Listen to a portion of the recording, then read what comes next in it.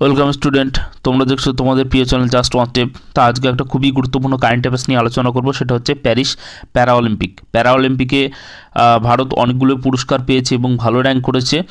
সেই জন্য এই ব্যাপারটা কিন্তু খুবই গুরুত্বপূর্ণ এই বিষয়টা।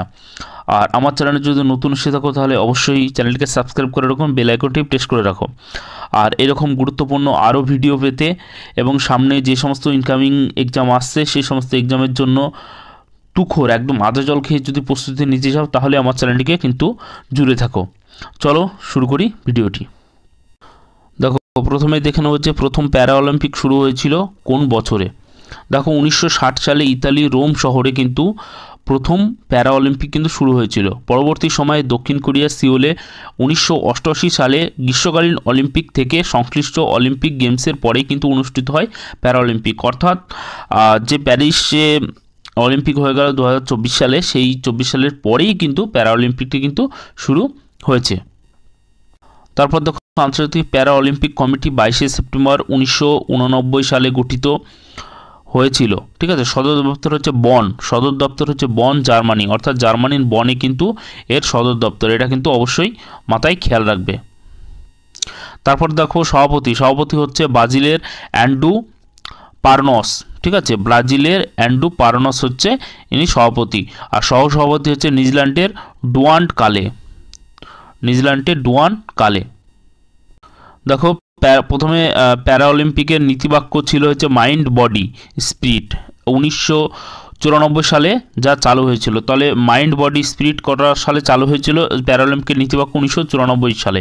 কিন্তু বর্তমানে এই নীতিবাক্যটা চেঞ্জ করা হয়েছে, এটা স্পিরিট ইন মোশন। এথেন্সে 2004 সালে প্যারা অলিম্পিক গেমস কিন্তু প্রবর্তিত হয়। তাহলে স্পিরিট ইন মোশন হচ্ছে বর্তমানের, এটা হচ্ছে 2004 সালে এথেন্স প্যারা অলিম্পিক্স গেমসে কিন্তু এটি চালু হয়েছিল। এবার দেখে নেব 2024 প্যারিস প্যারা অলিম্পিক গ্রীষ্মকালীন যে অলিম্পিক, সেটা প্যারিস গ্রীষ্মকালীন প্যারা অলিম্পিক 2024 কততম অলিম্পিক ছিল? এটা হচ্ছে 17তম কিন্তু প্যারা অলিম্পিক ছিল। তারপর দেখো, 2 নম্বর হচ্ছে প্যারিস প্যারা অলিম্পিকের নীতিবাক্য কী ছিল? ঠিক আছে, প্যারিস প্যারা অলিম্পিকের নীতিবাক্য ছিল গেমস ওয়াইড ওপেন। ফরাসি ভাষায় হচ্ছে ওভরোন্স গ্রান্ট লেক্স জিওস। দেখো, মোস্ট ইম্পর্টেন্ট যে প্যারা অলিম্পিকের ম্যাসকট, এখানে ম্যাসকট থেকে কিন্তু কোশ্চেন আসেই, দ্য প্রাইগ্রেস্ট। তারপরে দেখো যে প্যারিস প্যারা অলিম্পিকে মোট কতগুলি দল এবং কতগুলি খেলার অংশগ্রহণ ছিল? এনপিটি এবং আরপিটি দল সহ মোট 170টি দল ছিল, মোট 22টি খেলা ছিল এবং 549টি ইভেন্টে মোট 4463 জন ক্রীড়াবিদ কিন্তু অংশগ্রহণ করেছিল। প্যারিস প্যারা অলিম্পিক 2024-এর উদ্বোধন কবে হয়েছিল? 28 আগস্ট 2024 সালে উদ্বোধন করেন ফ্রান্সের প্রেসিডেন্ট এমানুয়েল ম্যাক্রন। তার হচ্ছে প্লাস দে লা কনকর্ড স্টেডিয়াম উদ্বোধন অনুষ্ঠান হয়েছিল। তার উদ্বোধন অনুষ্ঠান কোথায় হয়েছিল? প্লেস দে লা কনকর্ড স্টেডিয়ামে অনুষ্ঠানটা কিন্তু হয়েছিল। তাহলে দেখো, তোমাদের প্যারা অলিম্পিক করিয়ে দিচ্ছি, ঠিক আছে। কারণ এটা কেন ইম্পর্টেন্ট? কারণ আপকামিং যে রেলের আরপিএফ কনস্টেবল হয়ে গেল না, সেই আরপিএফ কনস্টেবলের কিন্তু অলিম্পিক থেকে অনেকগুলো কোশ্চেন এসেছিলো এবং প্যারা অলিম্পিক থেকে কোশ্চেন এসেছিলো। সেই জন্য তো আপকামিং এক্সামের জন্য এটা খুবই ইম্পর্টেন্ট। আর এই ভিডিওর ডিসক্রিপশনে আমি কিন্তু অলিম্পিক গেমসের কিন্তু লিঙ্ক দিয়ে রেখেছি। অবশ্যই কিন্তু অলিম্পিক গেমসটাও এর সাথে কিন্তু দেখে নেবে। প্যারা অলিম্পিক এবং অলিম্পিক এই দুটো গেমস কিন্তু একদম পুঙ্খানুপুঙ্খভাবে কিন্তু দেখে যাবে। দেখো, যতদিন না পর্যন্ত অলিম্পিক প্যারা অলিম্পিক না হচ্ছে ততদিন পর্যন্ত কিন্তু এইগুলো কিন্তু খুবই ইম্পর্টেন্ট। তারপর দেখো, প্যারিস প্যারা অলিম্পিক 2024 সমাপ্তি কবে হয়েছিল? 8 সেপ্টেম্বর 2024 সমাপ্তি ঘোষণা করেন আন্তর্জাতিক প্যারা অলিম্পিক সভাপতি অ্যান্ড্রু পারনস। আগে বলেছি, স্ট্যাডে ডি ফ্রান্স স্টেডিয়ামে সমাপ্তি অনুষ্ঠান কিন্তু ঘোষণা হয়। তারপরে দেখো, 2028 গ্রীষ্মকালে প্যারা অলিম্পিক গেমস কোথায় অনুষ্ঠিত হবে? মোস্ট ইম্পর্টেন্ট, এটা হবে কোথায়? লস অ্যাঞ্জেলেসে। কারণ প্যারিস যে অলিম্পিকটা হয়ে গেল, ঠিক আছে, মানে 2028 সালে আবার অলিম্পিক হবে, সেটাও লস অ্যাঞ্জেলেসে হবে এবং প্যারা অলিম্পিক কিন্তু লস অ্যাঞ্জেলেসে হবে।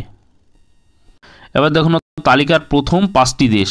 দেখো, প্রথমেই হচ্ছে চীন হচ্ছে প্রথম স্থান অধিকার করেছে প্যারা অলিম্পিকে। সোনা 94টি, রূপো 76টি, ব্রোঞ্জ 50টি, মোট 220টি কিন্তু পদক জিতেছে। তারপর হচ্ছে গ্রেট ব্রিটেন 49টি সোনা, রূপো হচ্ছে 44টি, ব্রোঞ্জ 31টি, মোট 124টি। দেখো এগুলোকে তোমাদের সবচেয়ে ইম্পর্টেন্ট নয়, কিন্তু কি বলতো মানে দ্বিতীয় কে হয়েছে গ্রেট ব্রিটেন পরীক্ষায় আসতে পারে। তৃতীয় হয়েছে আমেরিকা সোনা পেয়েছে 36টি, রূপো পেয়েছে 42টি, ব্রোঞ্জ 27টি, মোট 105টি কিন্তু পদক পেয়েছে।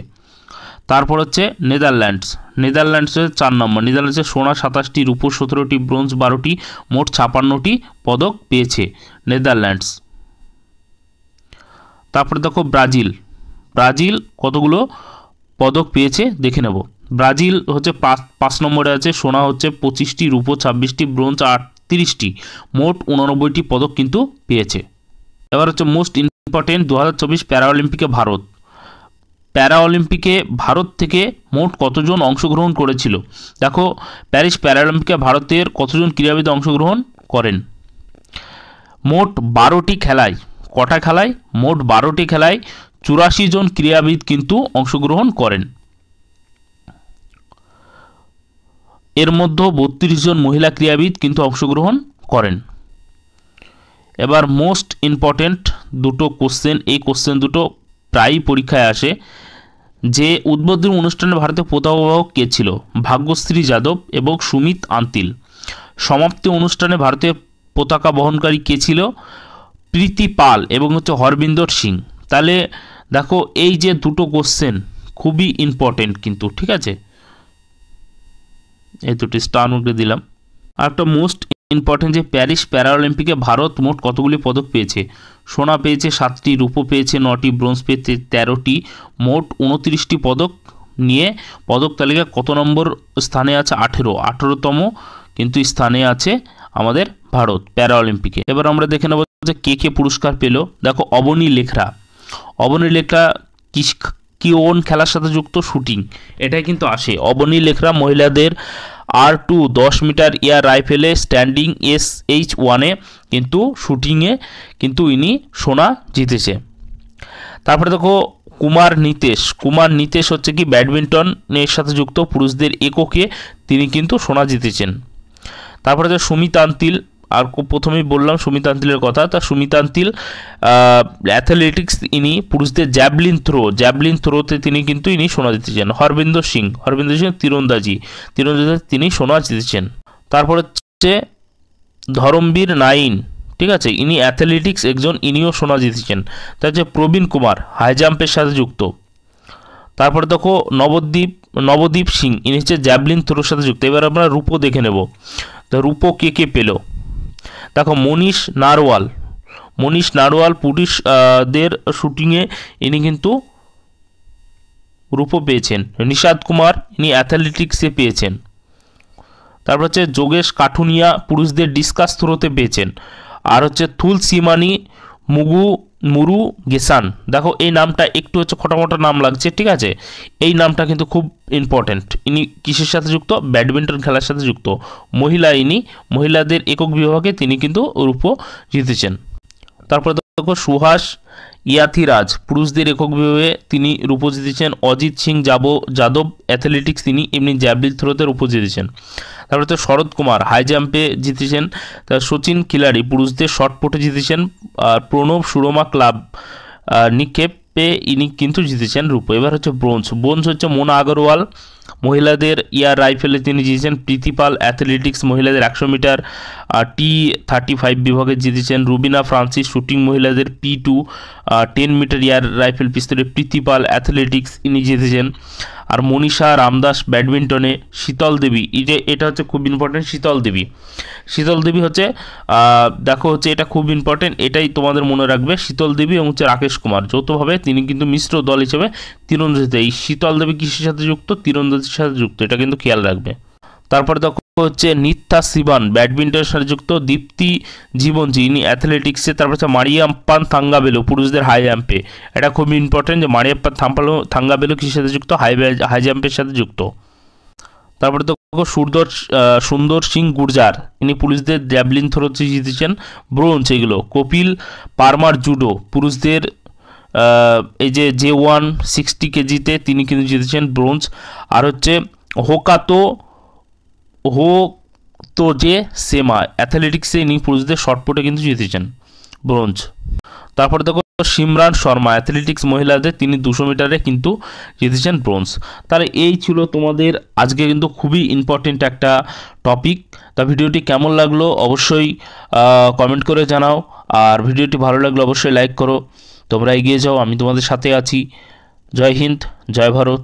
আর আমার চ্যানেলটিকে অবশ্যই সাবস্ক্রাইব করে রাখো, বেল আইকনটি প্রেস করে রাখো। সবাই ভালো থাকবে।